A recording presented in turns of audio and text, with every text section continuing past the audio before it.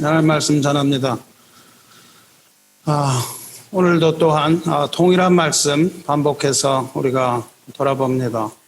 왜 동일한 말씀 자꾸 돌아보냐 하면 오늘 말씀 이 자체가 성경 전체를 대변할 수 있는 것이기 때문이고, 여러분이 이것을 자세히 이해한다면 하나님께서 무슨 말씀을 하시는지 여러분이 성경 전체에 대하여 꿰뚫을 수 있는 그런 지혜를 얻을 수 있기 때문입니다.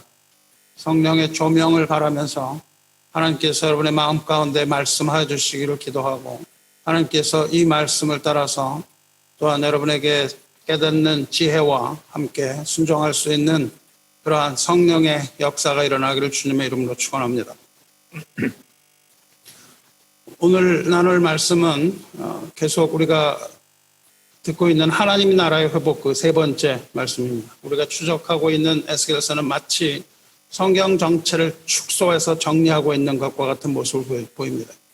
여러분이 성경을 읽으실 때 한 구절에 집착하지 말고 전체를 읽으셔야 되고, 그 주변 이야기들을 다 읽으실 뿐만 아니라 전체 성경을 다 돌아보아야 하나님의 말씀을 알 수 있습니다. 그런데 하나님 말씀의 신비는 성경 전체를 보다가 그 한 부분을 보면 그것이 그대로 확대되어 나타나는 것을 보고 있어요. 왜냐하면 하나님의 말씀 진리이기 때문에 이런 말과 저런 말이 섞이지 않고 오직 하나님 말씀은 동일하신 말씀입니다. 어제나 영원토록 동일하신 하나님의 말씀이며, 여러분은 하나님 말씀하시는 하나님을 듣고 하나님을 알아야 합니다.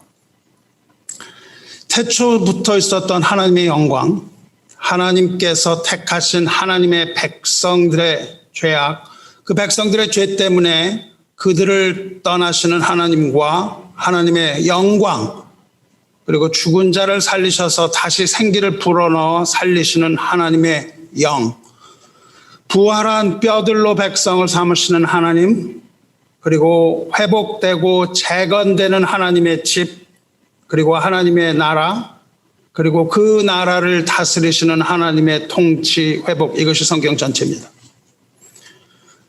여러분이 성경을 이렇게 줌인해서 지금 에스겔서를 들여다보면 이것이 보여야 하고요. 그것을 줌아웃해서 조금 더 크게 에스겔 전체를 보면 이것이 보여야 되고요. 더 그것을 줌아웃해서 구약 전체를 보시면 이 모습이 보입니다. 그리고 전체를 더 줌아웃해서 성경 전체를 보시면 이것이 보여요. 다시 줌인을 해서 마태복음을 보시면 이 모습이 보입니다. 또 줌하면 요한계시록이 보입니다. 여러분에게 요한계시록이 열리기 위하여는 여러분 이걸 아셔야 되는 겁니다. 그래야 여러분이 마지막 때를 준비하는 성도가 될 수 있습니다. 앞으로도 부활 전까지 두 번의 설교를 통해서 하나님 나라의 회복에 대해서 전체적인 틀과 계시의 말씀을 여러분에게 보여드리겠습니다.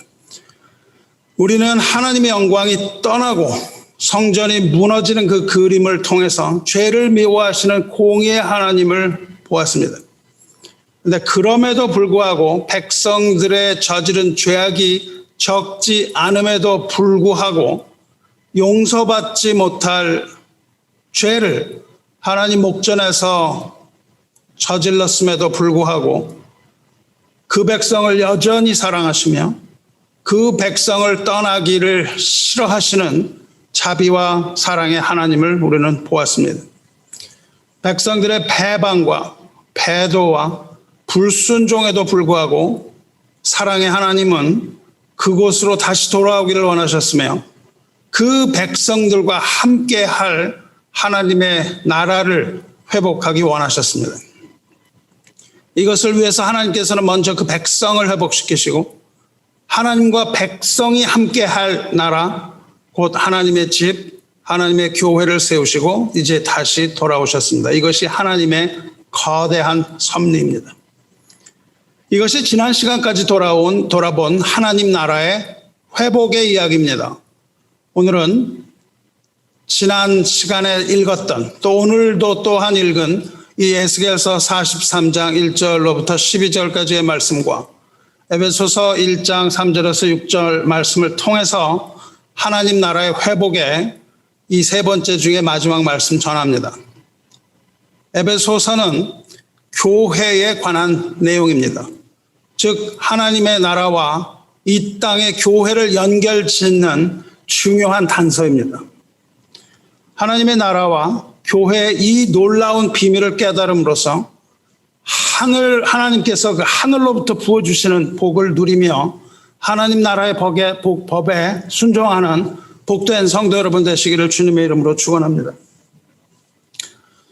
에베소서는 그리스도 안에 있는 신령한 복에 관한 말씀입니다. 이렇게 시작합니다. 찬송하리로다. 하나님 곧 우리 주 예수 그리스도의 아버지께서 그리스도 안에서 하늘에 속한 모든 신령한 복을 우리에게 주시되, 그렇게 시작하죠.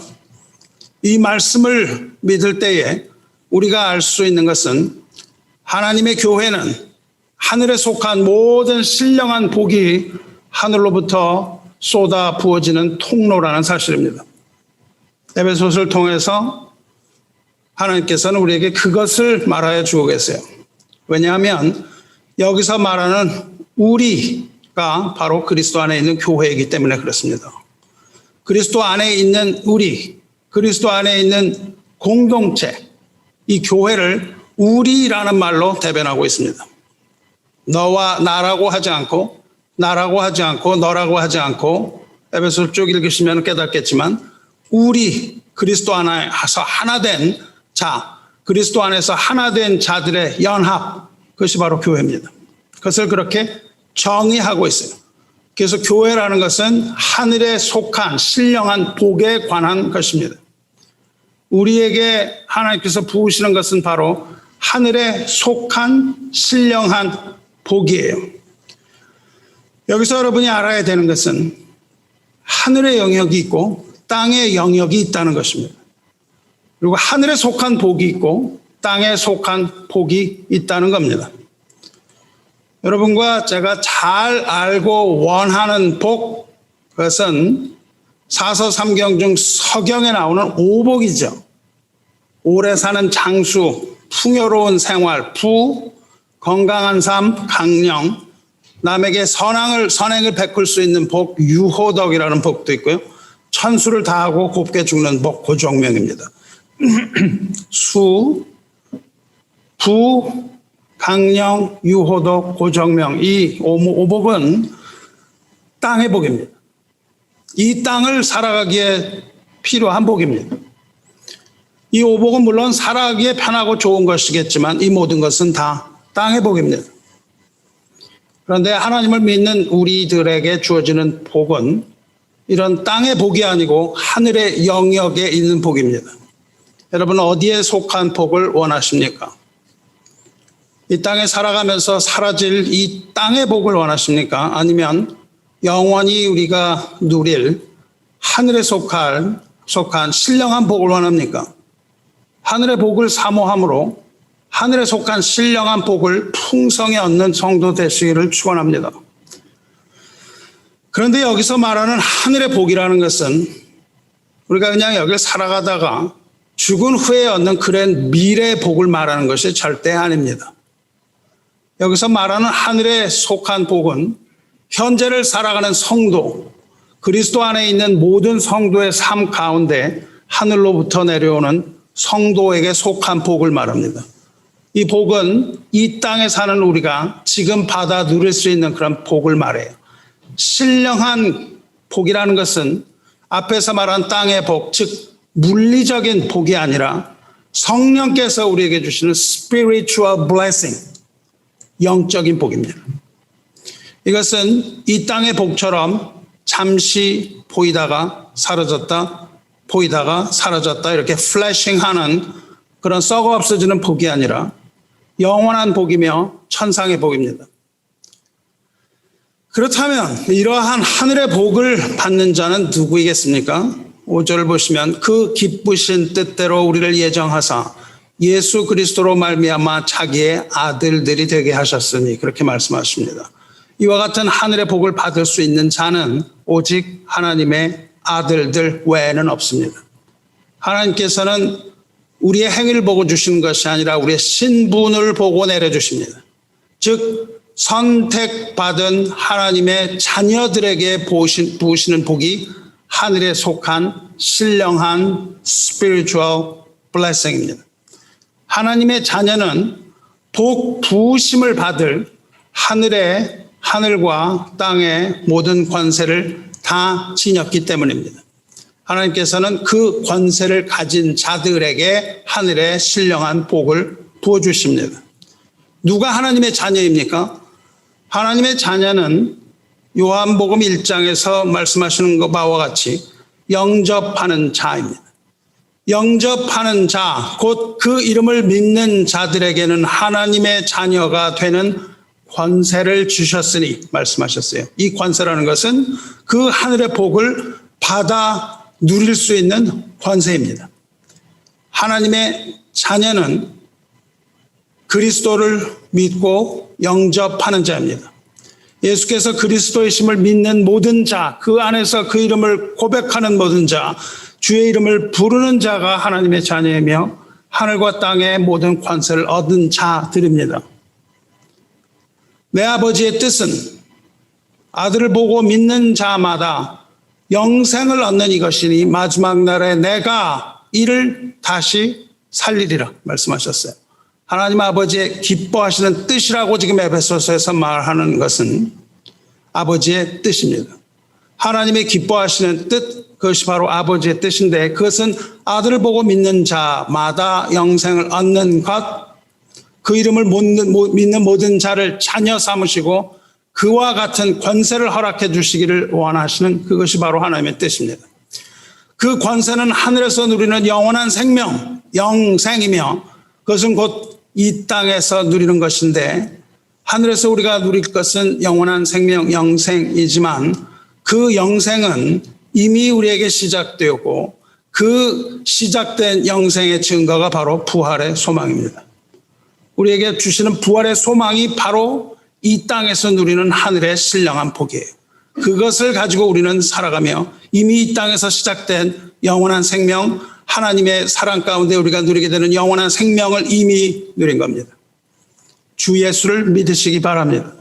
그래야면 여러분과 여러분의 집이 구원 얻을 것이며 하나님의 자녀가 되어서 하늘과 땅의 모든 권세와 하늘에 속한 모든 복을 다 부여받을 것입니다. 썩어 없어질 한 줌도 안 되는 이 땅의 복을 얻기 위하여 영원하고 신령한 하늘의 복을 포기하지 않게 되기를 주님의 이름으로 축원합니다.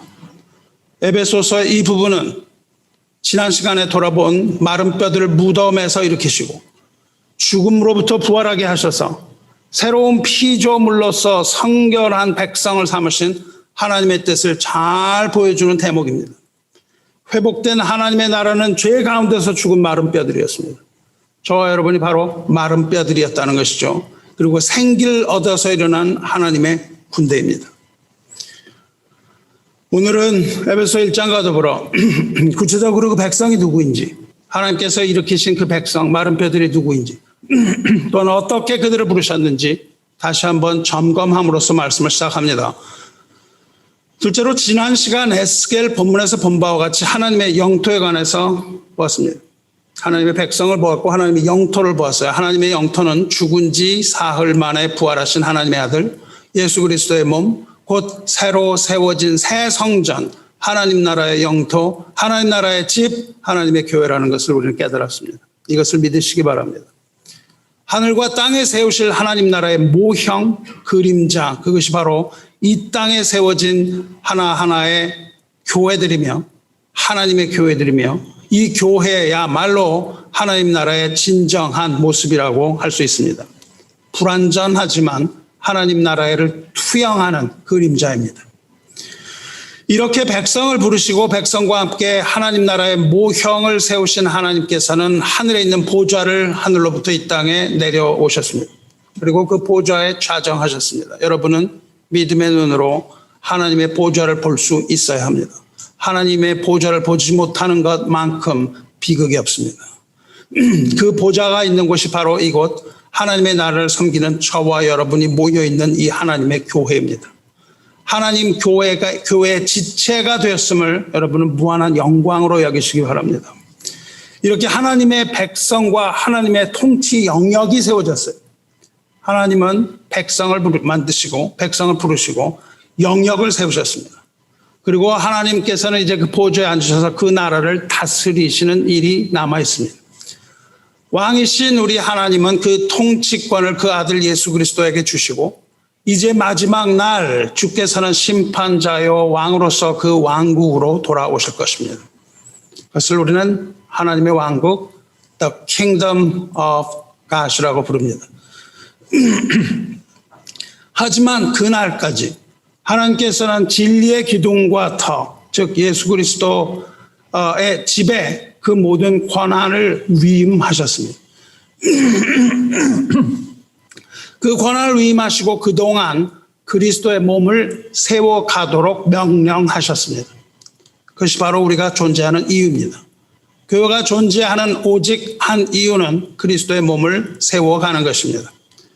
이 집은 살아계신 하나님의 다스리심 가운데 있는 하나님의 집이며 만민이 기도하는 아버지의 집이며 거룩한 예배를 드리는 하나님의 집인 것을 잊지 마시기 바랍니다. 이제 오늘은 하나님의 집이 어떻게 다스려지는지 세 번째 이야기, 하나님께서 다스리시는 하나님의 통치에 관하여 이야기하고자 합니다. 주 안에 사랑하는 성도 여러분, 한 나라를 다스리는 방법은 무엇입니까? 법치국가라면 그 나라의 헌법이 그 나라를 다스리는 기준입니다. 하나님께서 왕이신 하나님의 왕국에서는 하나님의 말씀과 하나님의 명령과 하나님의 칙령이 곧 법입니다. 우리는 하나님의 말씀을 하나님의 법으로 알아듣습니다. 백성을 다스리는 것은 준엄한 법입니다. 하나님께서는 이스라엘 백성을 택하시고 그들을 애굽에서 불러내셔서 백성으로 택하신 후 그들에게 율법을 주셨습니다. 율법을 주신 이유는 그들을 통치하기 위함입니다. 하나님의 뜻대로 다스리시기 위함입니다. 하나님께서는 하나님의 산에서 모세를 부르십니다.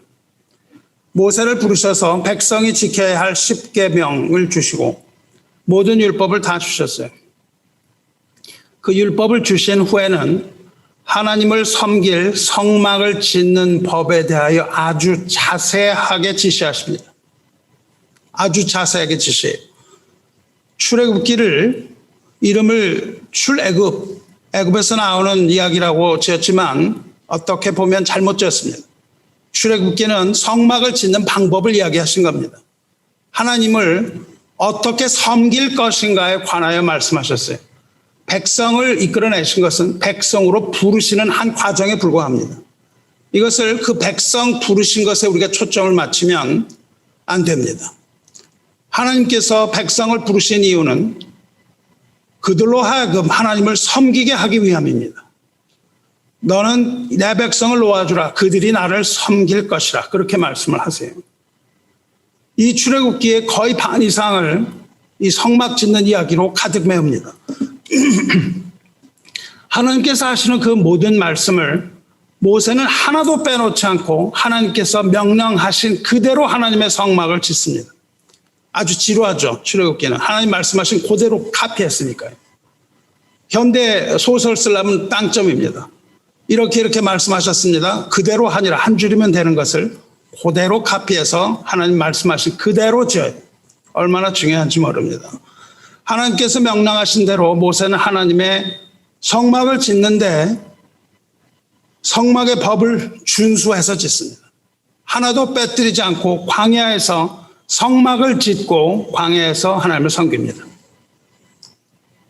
모세가 죽고 사사들이 다스린 후에 하나님께서는 사울 왕을 택하셨고 그 위에 다윗을 택하십니다. 하나님께서는 다윗 왕을 택하셔서 하나님의 성전을 짓는 모든 방법을 자세하게 다시 설명합니다.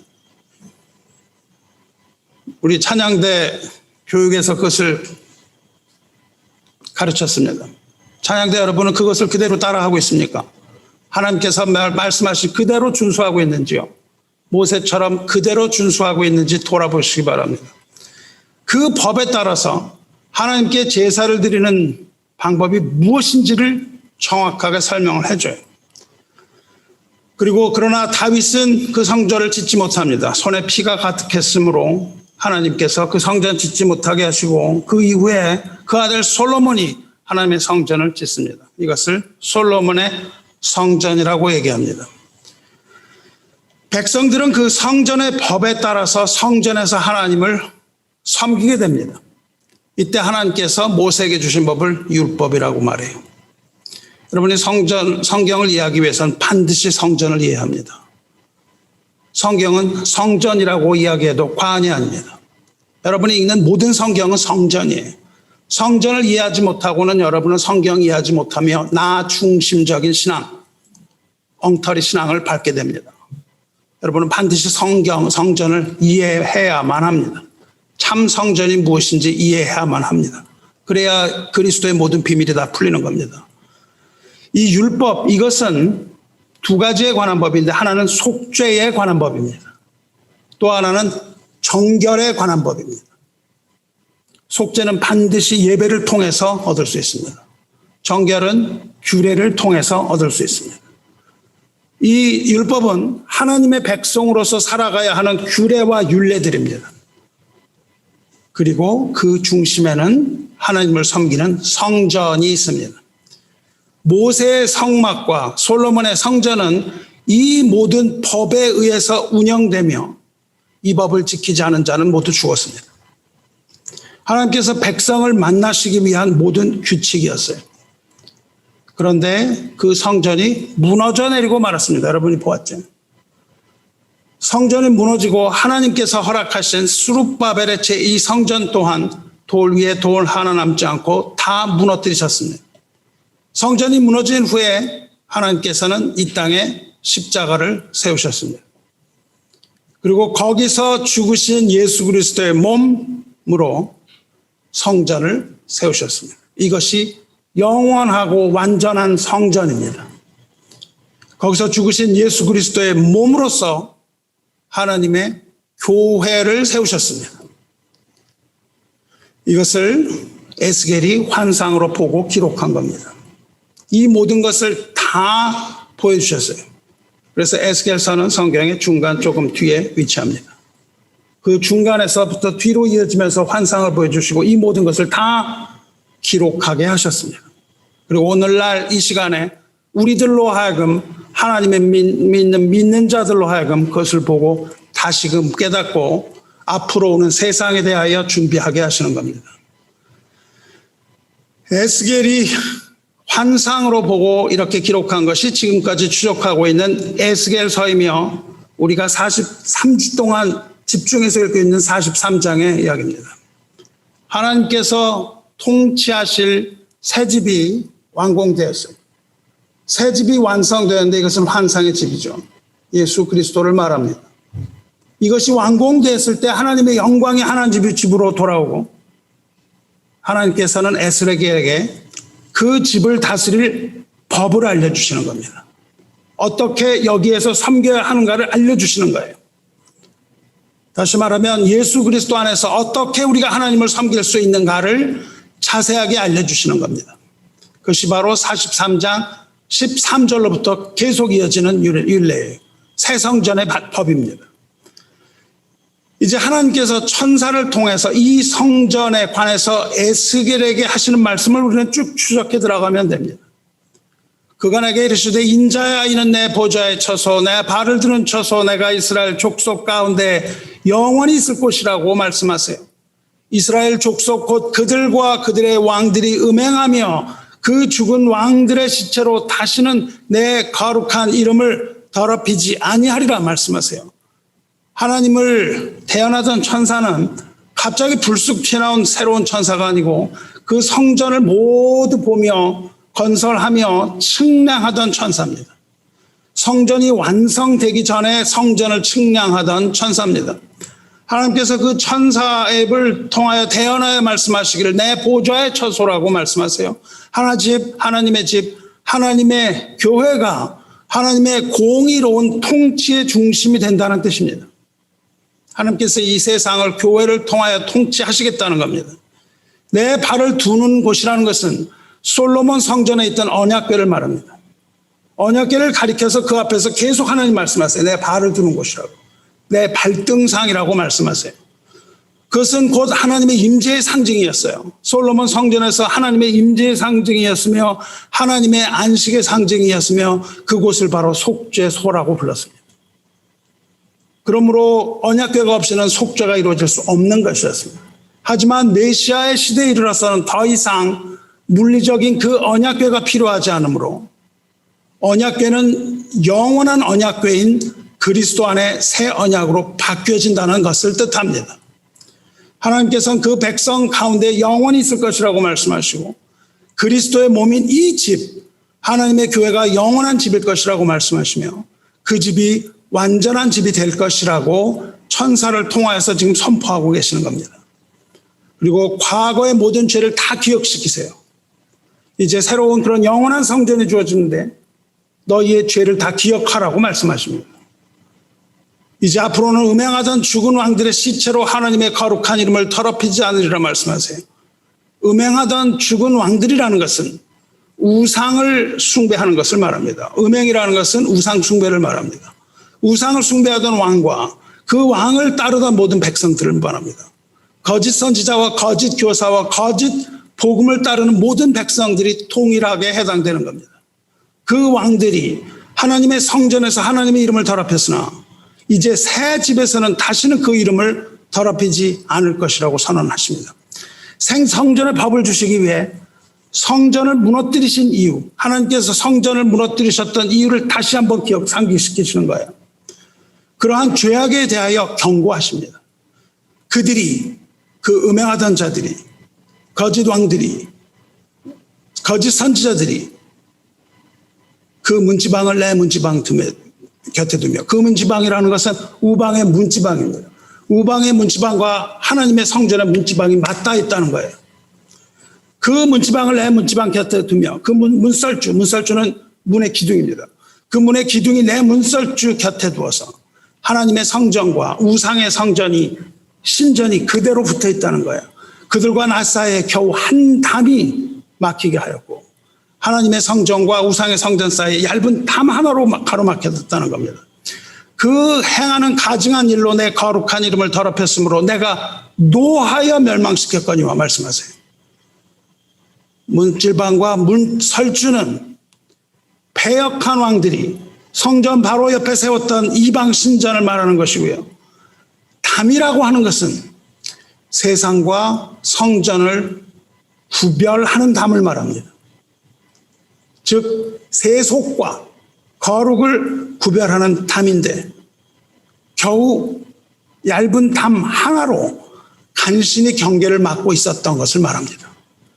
세상과 교회는 두꺼운 담으로 막혀 있어서 세상을 들여다보지 못해야 하는데 교회에 있는 사람들이 거기에 구멍을 뚫고 신전, 가증한 곤충과 벌레와 이 모든 것들을 구멍을 뚫고 바라보고 있다는 겁니다.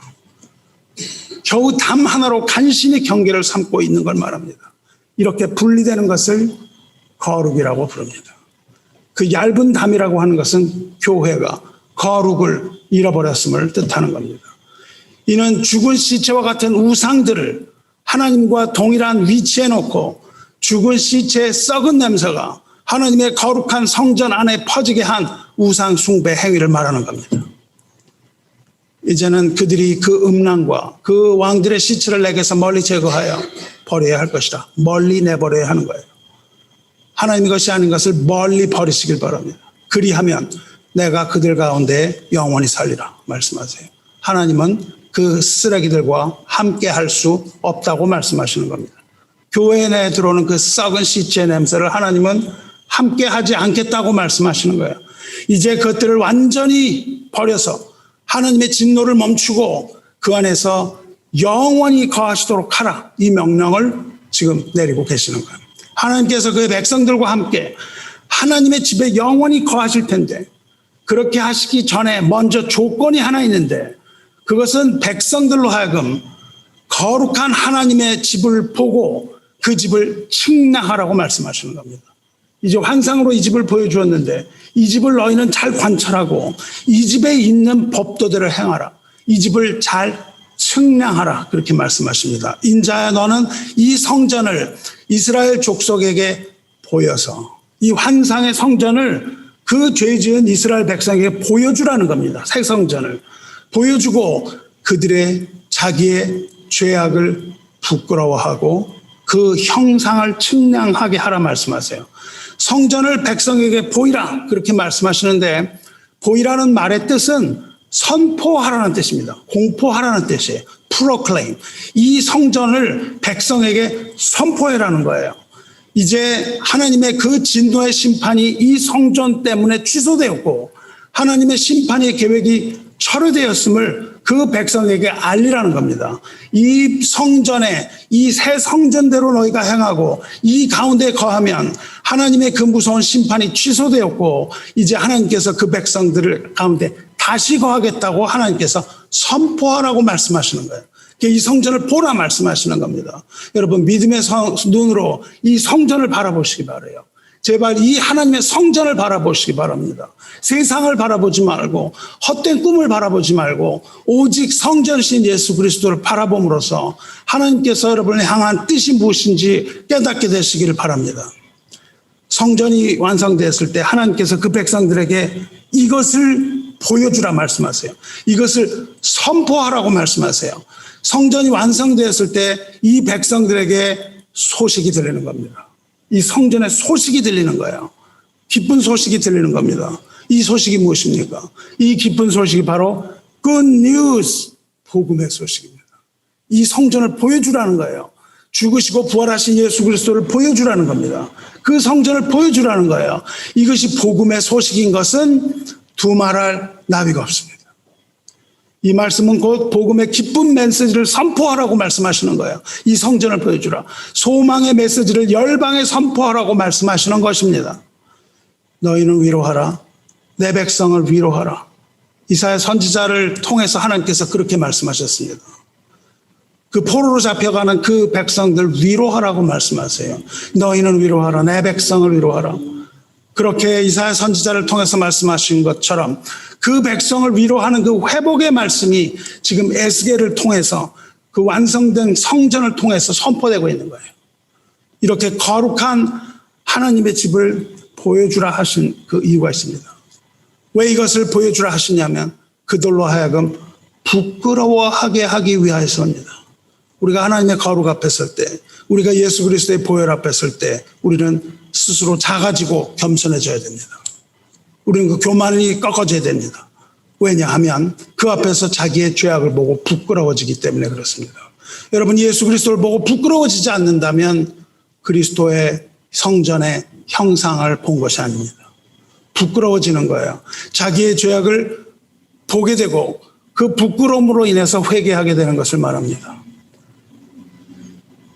43장 이전에 하나님께서 이미 동일하게 말씀하셨어요. 그때 너희가 너희의 악한 길과 너희의 좋지 못한 행위를 기억하고 너희의 모든 죄악과 가증한 일로 말미암아 스스로 밉게 여기리라. 자신을 밉게 여긴다는 거예요. 주 여호와의 말씀이니라. 내가 이렇게 행함은 너희를 위함이 아닌 줄을 너희가 알리라. 이스라엘 족속아 너희 행위로 말미암아 부끄러워하고 한탄할지어다. 이렇게 말씀하셨습니다. 이 복음 안에 회개가 끼어져 들어가 있는 것입니다. 복음의 결과는 회개요 부끄러움이에요. 또 말씀하셨습니다. 주 여호와께서 이같이 말씀하셨느니라. 내가 너희를 모든 죄악에서 정결하게 하는 날에 이 성읍들에 사람이 거주하게 하며 황폐한 것이 건축하게 할 것인즉 말씀하세요. 하나님께서 그렇게 용서하시는 그날에 성전이 건축된다고 이미 말씀하셨습니다. 하나님의 법은 먼저 회개를 동반하는 법입니다. 성전을 보고 회개하고 믿는 자는 하나님의 법 안에 있는 자입니다. 하나님과 함께하는 하나님의 백성이 되며 하나님의 자녀가 되는 자입니다. 이렇게 부끄러워하는 자에게 성전의 형상을 보고 부끄러워하는 자에게 하나님께서 세 가지를 요구하십니다. 예수 그리스도의 십자가에서 죽으신 이 어린 양의 모습을 보고 부끄러워하는 자에게 하나님께서 세 가지를 요구하신다고요. 첫째로 성전의 제도와 구조와 출입하는 곳과 그 모든 형상을 보이라 말씀하세요. 형상이라는 것은 청사진을 말합니다. 성전의 청사진, 전체적인 모습을 말하는 거예요. 그 성전의 전체적인 하나님 집의 청사진을 보여주라고 합니다. 주 안에 사랑하는 성도 여러분, 이건 너무나 중요한 얘기입니다. 여러분이 성경을 이해하는데 가장 중요한 건 성전이라고 그랬잖아요. 성전 구조 하나하나에 하나님의 뜻이 계시되어 있습니다. 성전 전체의 청사진도 알아야 됩니다. 청사진을 알아야 할 뿐만 아니라 하나하나의 구조를 다 알아야만 합니다. 이 성전에 대해서 알아야만 계시의 말씀이 풀리는 거예요. 예를 들면 요한계시록은 성전에 관한 내용으로 가득합니다. 요한계시록은 여러분이 생각하는 것처럼 점치는 책이 아닙니다. 미래에 일어날 어떤 일을 기록하는 그런 점치는 책이 아니에요.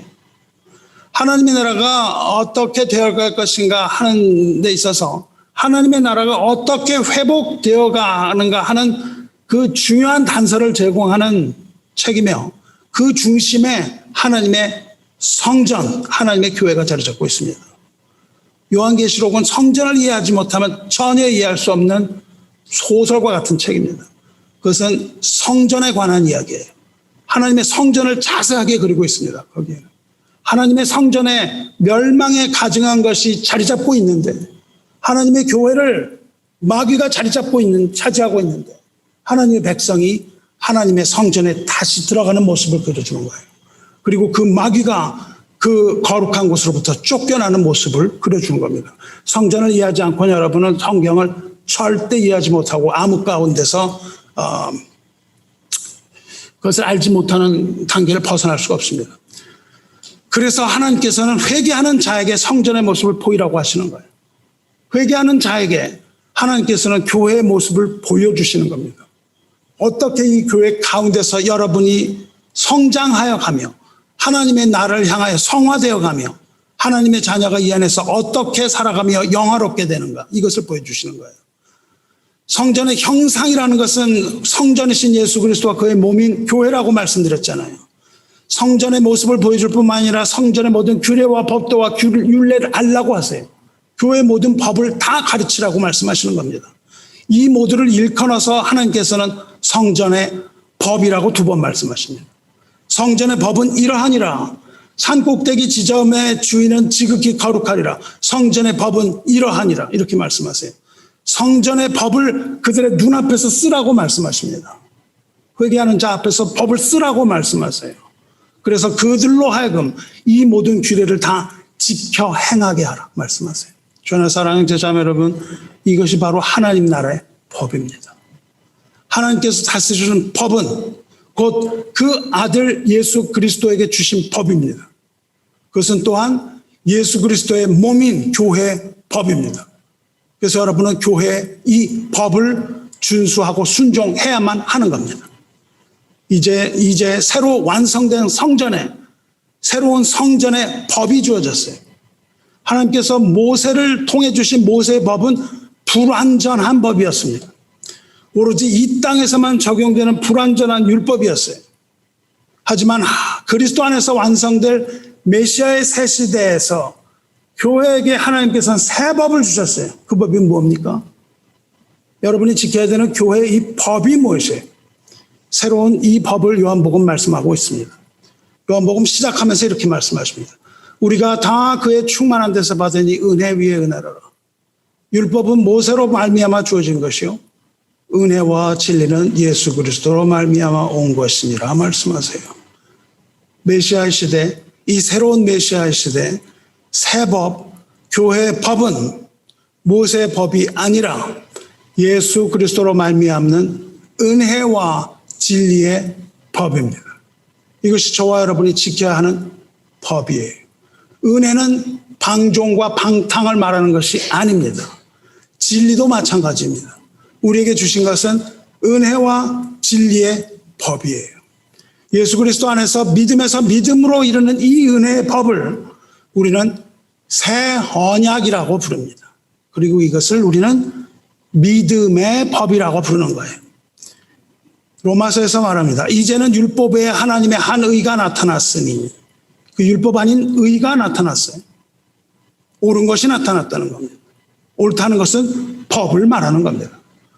율법에 하나님의 다른 법이 나타났는데 율법과 선지자들에게 증거를 받은 것이라 곧 예수 그리스도를 믿음으로 말미암아 모든 자에게 미치는 하나님의 의인이 차별이 없느니라. 의라는 것은 법입니다. 하나님이 절대적으로 옳다고 하시는 것, 그것이 법이에요. 그러므로 하나님의 의는 하나님의 법입니다. 이것은 차별이 없는 법이며 이것을 믿음으로 말미암아 모든 자에게 미치는 법이라고 말해요. 그러므로 새 법은 믿음의 법입니다. 누구나 차별 없이 적용되는 법, 새 시대에는 모세 율법이 아니라 새로운 믿음의 법이 주어졌으므로 누구든지 예수를 주라 시인하여 마음으로 믿고 입으로 시인하면 구원을 얻는 이 믿음의 법으로 말미암아 하나님께서 그 백성을 부르시고 다스리는 법이 주어진 겁니다. 이것이 바로 믿음의 법이라고 하는 거예요. 교회의 법입니다. 이것이 바로 새로운 성전의 법이에요. 하나님의 통치는 믿음에 기반합니다. 믿는 자들을 의롭다 여기시고 하나님 나라의 백성이 되며 자녀가 되는 권세를 이 믿음의 법을 통해서 주셨어요. 이 법이 아니고는 하나님 나라의 자녀가 될 수가 없는 겁니다. 이것이 바로 우리에게 주어진 새 법입니다. 성전의 법은 이러하니라. 산 꼭대기 지점의 주인은 지극히 거룩하리라. 성전의 법은 이러하니라 말씀하세요. 여기서 말하는 산 꼭대기 지점의 주인은 모두 다 거룩하니라 말씀하세요. 여기서 산은 여호와의 산입니다. 여호와의 산에 오를 자 누구며 거룩한 곳에 설 자가 누구인가? 여호와의 산은 거룩한 곳이고 여호와의 산은 거룩한 곳인데 거기에 누가 오를 수 있겠는가? 거기에 선 자가 누군가? 곧 손이 깨끗하며 뜻을 허탄한 데 두지 아니하며 거짓 맹세하지 아니하는 자로다 말씀하세요. 하나님의 산은 거룩한 곳입니다. 그런데 하나님의 산은 거룩한데 그전에는 꼭대기만 거룩했습니다. 하나님 계신 꼭대기가 거룩했는데 지금 말씀을 다시 하십니다. 그 꼭대기뿐만 아니라 그 주위가 다 거룩하리라 말씀하세요. 다시 말해서 새 성전은 성전 전체가 거룩하다는 겁니다. 성전을 말씀 맡은 목사만 거룩한 것이 아니라 여기에 있는 주위에 있는 이 안에 있는 모두가 다 거룩하게 된다는 뜻이에요.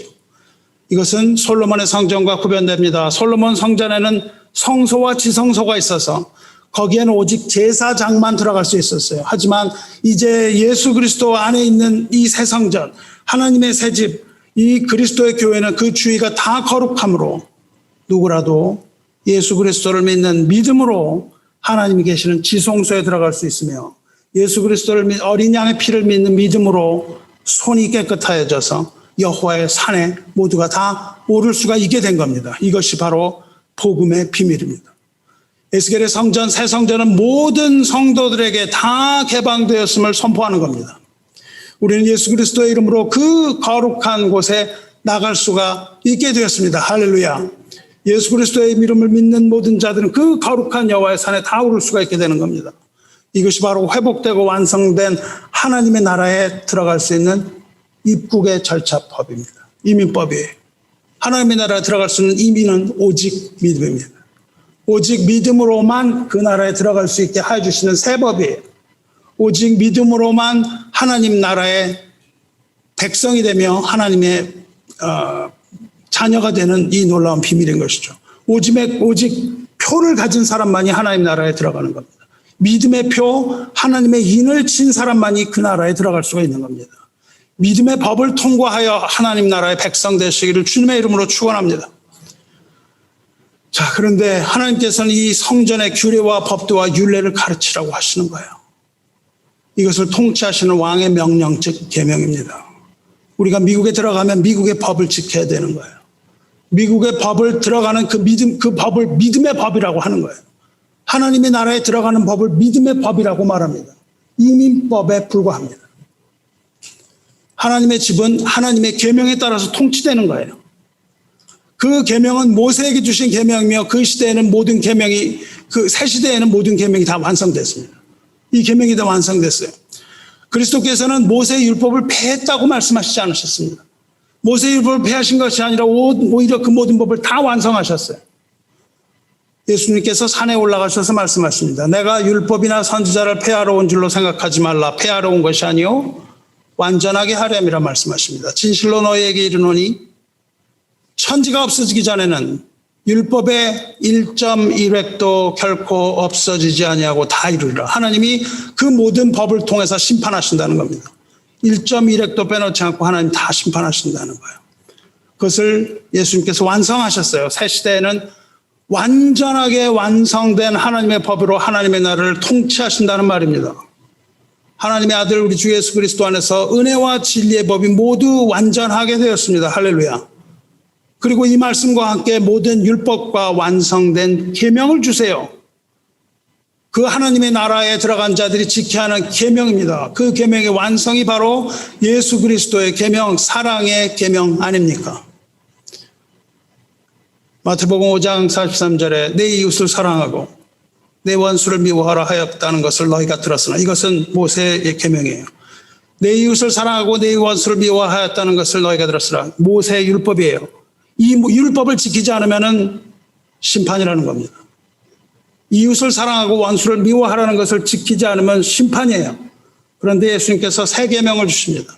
완성이 돼요. 그것이 불완전하다는 겁니다. 이웃을 사랑하고 원수를 미워하는 것이 불완전하다는 거예요. 뭐라고 주십니까? 나는 너희에게 이르노니 새 계명을 주시는 거예요. 새 법. 너희 원수를 사랑하며 너희를 박해하는 자를 위하여 기도하라. 새 계명입니다. 이같이 한즉 하늘에 계신 너희 아버지의 아들이 되리니. 아들이 되는 원칙이 무엇입니까? 하나님의 자녀가 되는 원칙이 무엇입니까? 이웃을 사랑하고 원수를 미워하는 것은 그 원칙이 안 된다는 겁니다. 너희 원수를 사랑하며 너희를 박해하는 자를 위하여 기도하면 하늘에 계신 너희 아버지의 아들이 되리니 이는 하나님이 그 해를 악인과 석인에게 선인에게 비추시며 비를 의로운 자와 불의한 자에게 내려주심이라 말씀하세요. 너희가 너희를 사랑하는 자를 사랑하면 무슨 사랑이 있으리요? 세리도 이같이 아니하느냐? 또 너희가 너희 형제에게만 무난하면 남보다 더하는 것이 무엇이냐? 이방인들도 이같이 아니하냐? 그러므로 하늘에 계신 너희 아버지의 온전하심과 같이 너희도 온전하라 말씀하세요. 또 이르시되 내 마음을 다하고 목숨을 다하고 뜻을 다하여 주 너희 하나님을 사랑하라 하셨으니 이것이 크고 첫째 되는 계명이요 둘째도 그와 같으니 내 이웃을 내 자신같이 사랑하라 하셨으니 이 두 계명이 온 율법과 선지자의 강령이니라. 율법과 선지자가 얘기한 것이 이거라는 겁니다. 이것이 바로 에스겔을 통하여 말씀하신 거룩한 성전의 법입니다. 교회의 법이에요. 그 성전의 통치자이신 그리스도 예수의 사랑과 거룩한 계명입니다. 성도 여러분, 하나님께서는 그 모든 법도와 규례와 유례를 알게 하라고 하실 뿐만 아니라 뭐라고 하셨냐면 그 눈앞에서 그 모든 것을 기록하라고 말씀하십니다. 손가락이 나와서 그 말씀을 기록하시는 겁니다. 그리고 모든 법과 지켜야 할 규례를 지켜 행하게 하라 말씀하셨습니다. 준엄하게 명령하세요. 이 법과 규례를 자세하게 기록한 것이 바로 하나님의 말씀입니다. 이것 기록된 하나님의 말씀, 이것이 바로 거룩한 성경입니다. Holy Bible. 이제 에스겔 이후에는 그 백성이 지켜야 할 성전의 모든 법이 다 자세히 기록됩니다.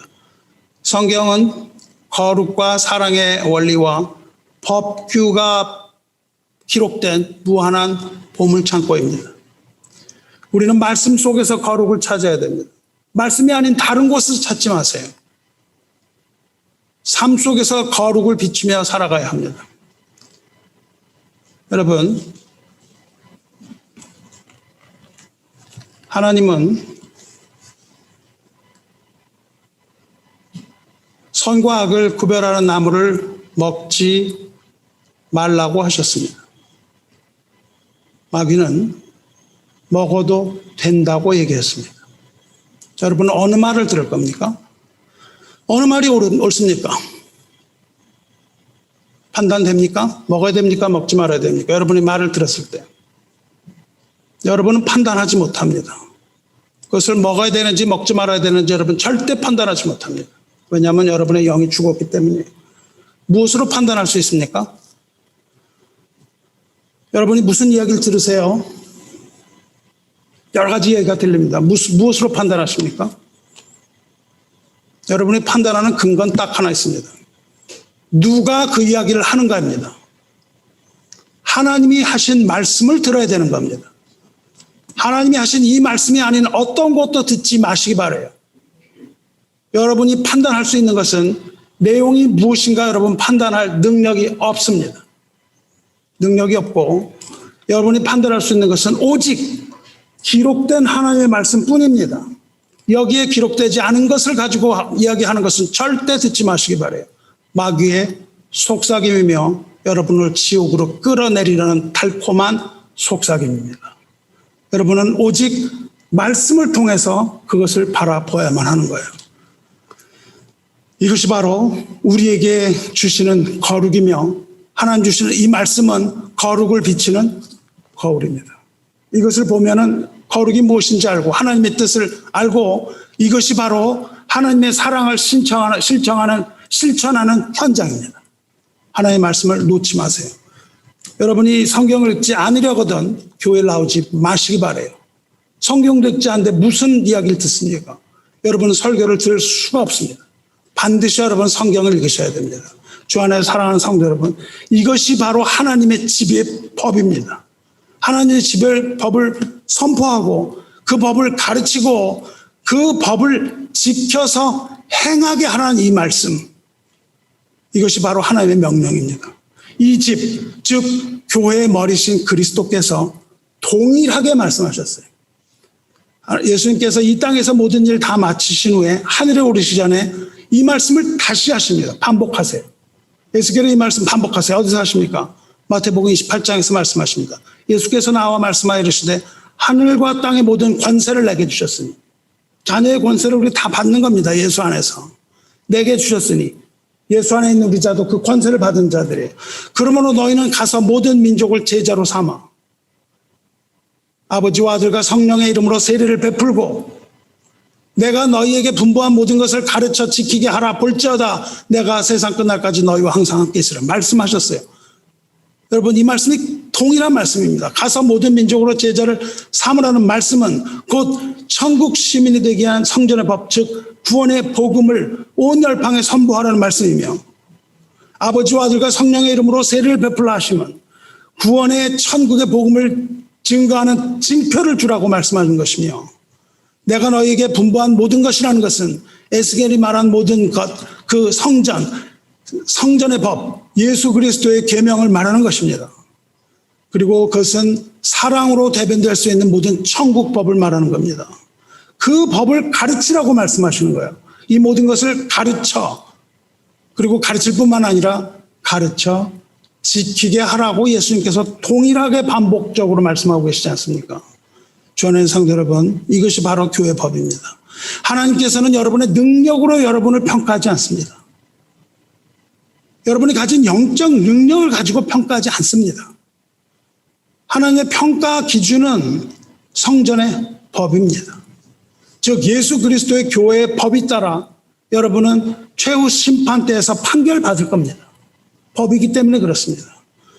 그 법, 교회의 법은 곧 믿음의 법, 즉 그리스도의 영원한 천국 복음을 선포하여 만 백성을 하나님 나라로 초대하는 일과 초대받은 백성을 물로 씻어 깨끗하게 하고 세례를 줌으로써 그리스도에게 속한 자로 살게 하는 법과 땅끝까지 이르러 하나님의 통치법을 열심히 가르쳐야 되는 의무이며, 또한 그 법은 사랑의 법을 가르침으로써 그것을 가르쳐 지키게 하는 것, 이것이 바로 교회에게 주신 법입니다.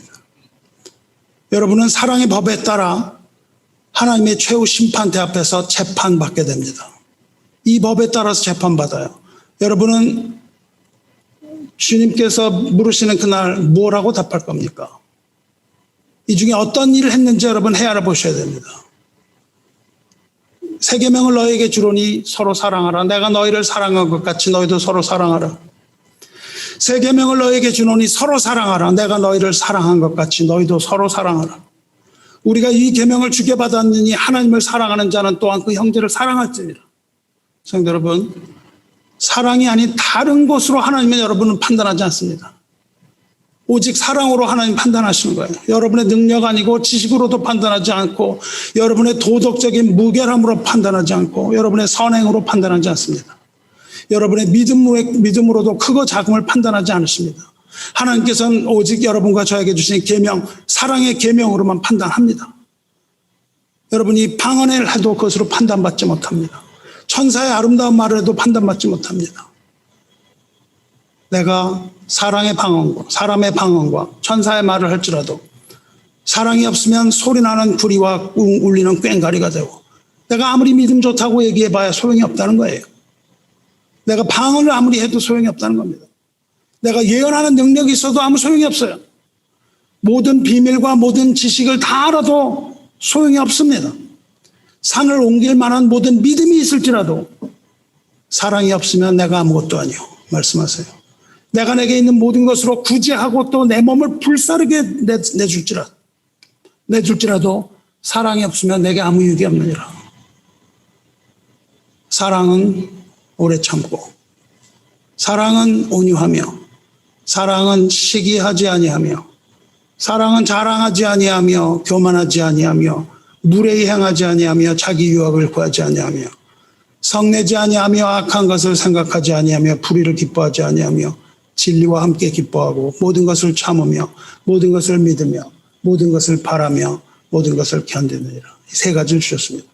믿음과 소망과 사랑, 모든 것을 참으며 모든 것을 믿으며 모든 것을 바라며 모든 것을 견디느니라. 사랑은 언제까지나 떨어지지 아니하되 예언도 패하고 방언도 그치고 지식도 패하리라. 아멘.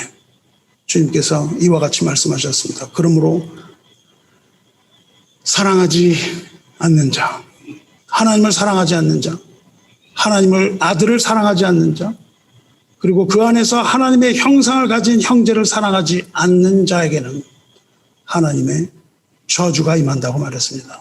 하나님의 저주가 임하되 속히 임할 것이라고 말씀하셨습니다. 그의 아들에게 입맞추라.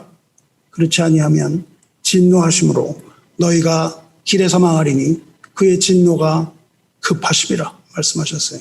누구든지 하나님을 사랑하노라 하고 그 형제를 미워하면 이는 거짓말하는 자니 보는 바 그 형제를 사랑하지 아니하는 자는 보지 못하는 바 하나님을 사랑할 수 없느니라. 우리가 이 계명을 주게 받았으니 하나님을 사랑하는 자는 또한 그 형제를 사랑할지니라. 우리는 형제를 사랑함으로 사망에서 옮겨 생명으로 들어간 줄을 알거니와 사랑하지 아니하는 자는 사망에 머물러 있느니라. 빛 가운데 있다 하면서 그 형제를 미워하는 자는 지금까지 어둠에 있는 자요.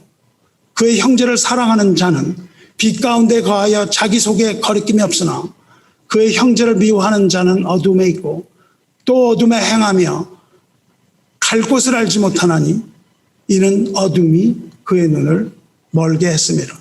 주안의 형제 여러분, 형제 사랑의 이 계명이 하나님의 법이요 교회 법입니다. 하나님에게 속한 하나님의 자녀는 하나님의 법을 따라야 합니다. 하나님의 법을 따르지 않으면 거기에는 자비 없는 심판만이 따른다고 하셨어요.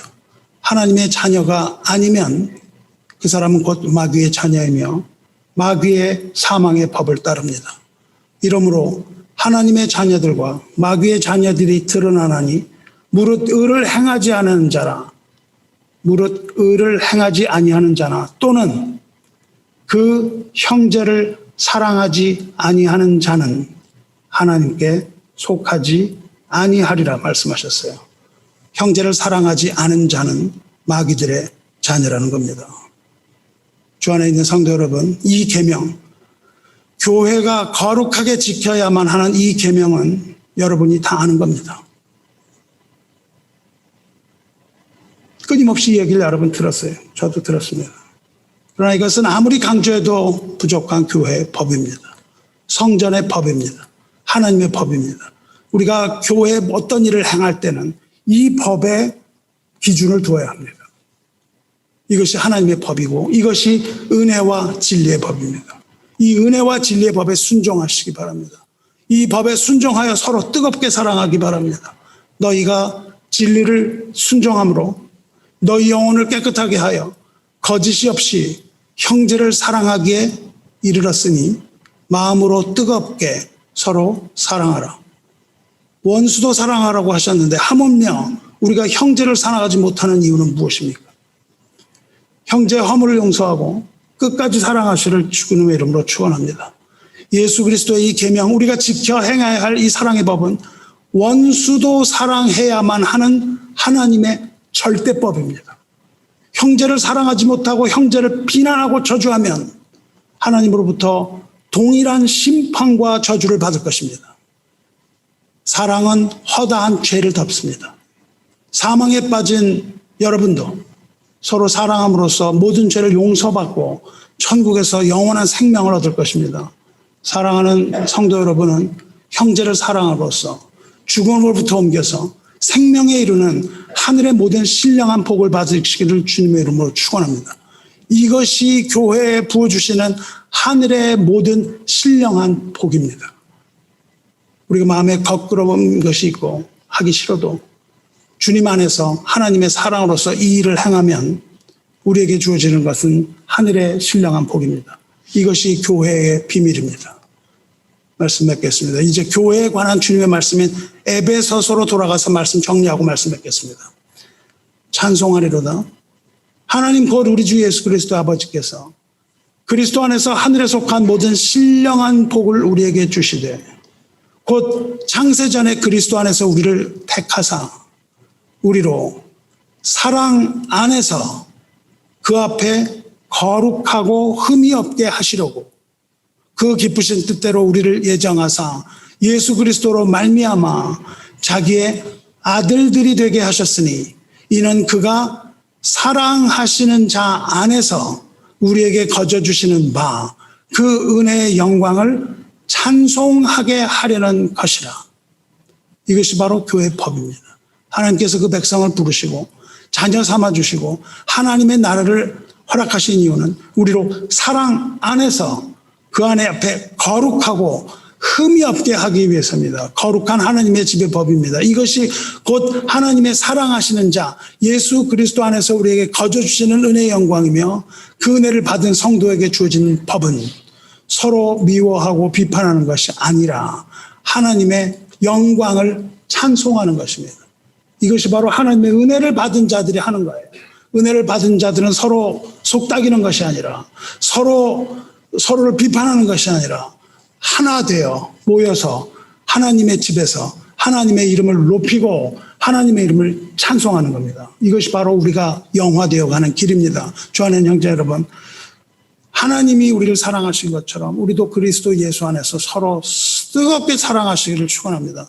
그 사랑 가운데 부어지는 하나님의 은혜와 하나님의 자비와 하나님의 사랑과 하늘에 속한 모든 그 신령한 복이 여러분 가운데 풍성하게 부어져서 여러분이 그 풍성한 삶을 살게 되시기를 주님의 이름으로 축원합니다.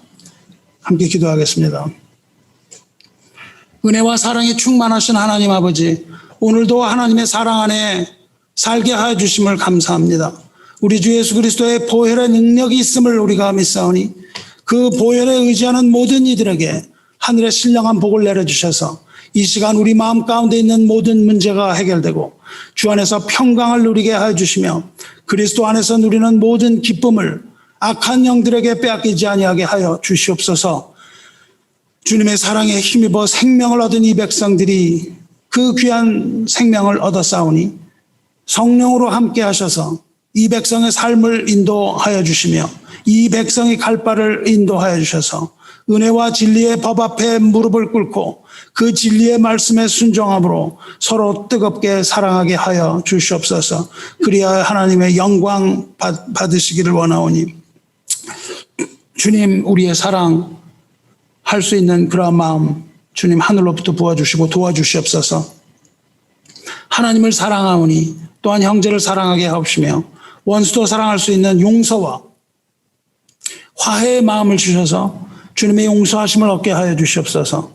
성전의 법이 이러하다 말씀하신 주님 앞에 나아가 그 말씀을 귀 기울여 듣고 하나님의 말씀에 절대 복종하여 천국의 보화를 소유하게 하여 주시옵소서. 세상의 모든 보화를 다 팔아서라도 천국의 보화를 얻기 원하오니 주님 도와주시옵소서. 우리를 위해 십자가에서 죽으시고 우리의 삶 가운데에서 살아 역사하시는 우리 주 예수 그리스도의 이름으로 기도드리옵나이다. 주님의 영광이 세세토록 영원할지어다. 할렐루야. 아멘.